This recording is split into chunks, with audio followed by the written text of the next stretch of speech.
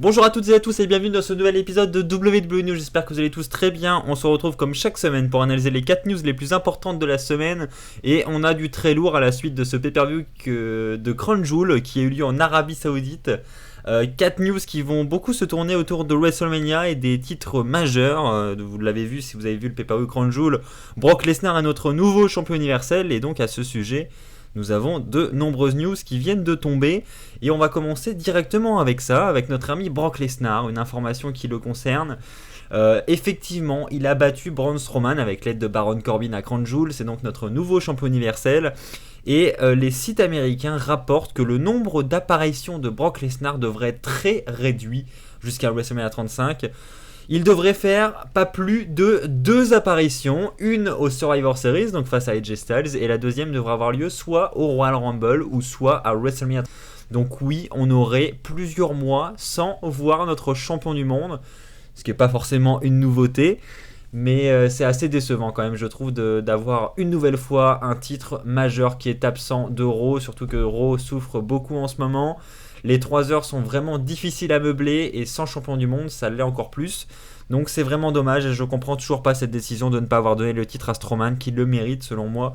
Mais beaucoup plus que Lesnar actuellement, surtout que Lesnar sort d'un règne de plus d'1 an. Donc bon, j'ai du mal à comprendre cette décision et visiblement Lesnar devrait donc être absent pendant de longs mois et ne défendre sa ceinture que soit au Royal Rumble, soit à WrestleMania, puisqu'au Survivor Series, il ne la défendra pas, il affrontera AJ Styles dans un match champion contre champion.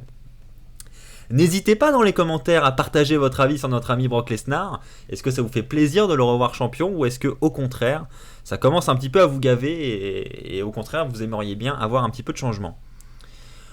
On va continuer avec la suite de Crown Jewel. On a eu un combat, donc DX contre les Brothers of Destruction, et DX est ressorti vainqueur, mais non sans séquelles, puisque Triple H s'est blessé durant le pay-per-view. Effectivement, il a eu une déchirure au muscle pectoral, et donc a dû rejoindre les États-Unis pour être opéré directement après le show.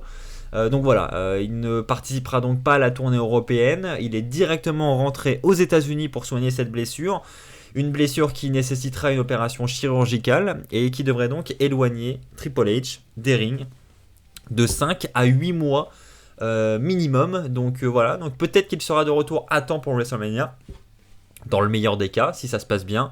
Dans le cas contraire, il pourrait manquer WrestleMania et revenir simplement quelques temps après. Et ça pose problème du côté des officiels puisque les plans pour WrestleMania 35 commençaient déjà à se dessiner petit à petit. Pour ceux qui ont vu le SmackDown 1000, vous avez pu voir que une petite rivalité s'était mise en place avec la réunion de l'évolution où on a vu Batista réapparaître devant les écrans de la fédération et avoir quelques petits mots pour Triple H et pour le reste des membres de l'évolution. Voilà, des mots qui montrent quand même que Batista a des idées en tête et son idée était très certainement d'affronter Triple H prochainement puisque, comme Batista l'a si bien rappelé, Triple H n'a jamais réussi à battre Batista en match 1 contre 1. Donc, pourquoi pas un Batista Triple H à WrestleMania 35 ? Oui, pourquoi pas, c'est donc ce que les officiels avaient dans la tête. Maintenant, cette blessure pourrait tout remettre en question. Et on se dirigerait vers un nouveau match pour Batista à WrestleMania. Donc Batista devrait toujours participer à WrestleMania 35. Ce n'est pas la blessure de Triple H qui l'empêchera de participer au show. Et les sites américains rapportent que ce serait finalement Randy Orton qui devrait prendre la place de Triple H si ce dernier n'est pas apte à combattre. Bien sûr, pour l'instant rien n'est fait.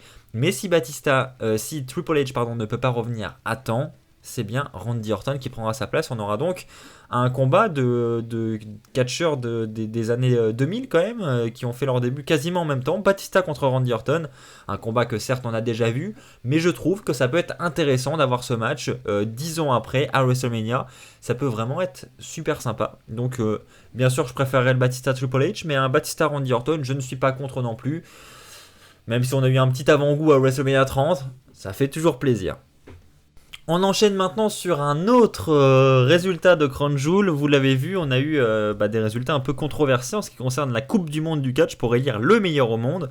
Et c'est notre ami Shane McMahon, le commissionnaire de SmackDown, qui a remporté cette finale de Coupe du Monde face à Dolph Ziggler. Shane McMahon qui ne participait même pas au tournoi, donc c'était quelque chose qui a été assez remarqué par les fans de catch et qui n'a pas satisfait beaucoup de monde, mais on aurait la raison de cette victoire de Shane. Donc pourquoi il a gagné cette Coupe du Monde? Ça serait tout simplement pour effectuer un heel turn prochainement et donc pour commencer à builder un petit peu les rivalités pour les Survivor Series. On risque d'avoir un combat Raw contre SmackDown prochainement au Survivor Series. On aurait donc d'un côté le commissionnaire de SmackDown et de l'autre, je suppose, la commissionnaire de Raw, Stephanie McMahon. Donc peut-être encore une petite rivalité entre les McMahon. Donc je ne sais pas comment cela va être mis en place, mais en tout cas, SmackDown devrait faire partie du côté heel de la chose, avec Shane McMahon qui devrait réaliser un heel turn. Alors face à qui, comment, quand? Voilà, c'est pour préparer le heel turn, donc quand est-ce qu'il va avoir lieu? Aucune idée. Mais quand même, j'ai envie de vous dire, même si vous avez envie de faire tourner heel, Shane, ou de préparer des choses pour les Survivor Series, je pense qu'il y a d'autres moyens de le faire que de truquer cette Coupe du Monde qui n'avait déjà pas beaucoup de sens avant. Enfin voilà, d'incorporer Shane en finale comme ça alors qu'il a gagné aucun match de qualif et l'élire en tant que champion du monde, je trouve ça vraiment dommage. Encore, il aurait pu remplacer The Miz dans le tournoi, mais s'il remportait le match, dédier la victoire au Miz et annoncer The Miz en tant que vainqueur, ça encore pourquoi pas. Mais là, Shane McMahon qui prend carrément la place de The Miz, je sais pas. Peut-être qu'il y aurait des tensions avec The Miz justement au prochain épisode de SmackDown. Je sais pas du tout comment ça va se passer, mais en tout cas, je suis vraiment déçu de l'organisation et du déroulement de cette Coupe du Monde. Voilà, je m'attendais quand même à avoir quelque chose de moins clean et ne pas avoir de supercherie comme ça avec Shane. Donc un peu déçu de ce côté-là. Et voilà, je m'attends non plus à rien de ouf en ce qui concerne les Survivor Series. Peut-être que je vais me tromper, mais voilà, les plans avec Shane McMahon, là, ça me fait un petit peu peur, honnêtement. Et donc, on va terminer cet épisode de WWE News avec une news qui va cette fois-ci également concerner les Survivor Series. On a d'un côté AJ Styles qui affrontera de l'autre côté Brock Lesnar, le champion universel, donc champion WWE du côté de SmackDown contre champion universel du côté de Raw. Et donc, on aurait déjà les premières idées de comment va se dérouler le match, de comment il va se terminer.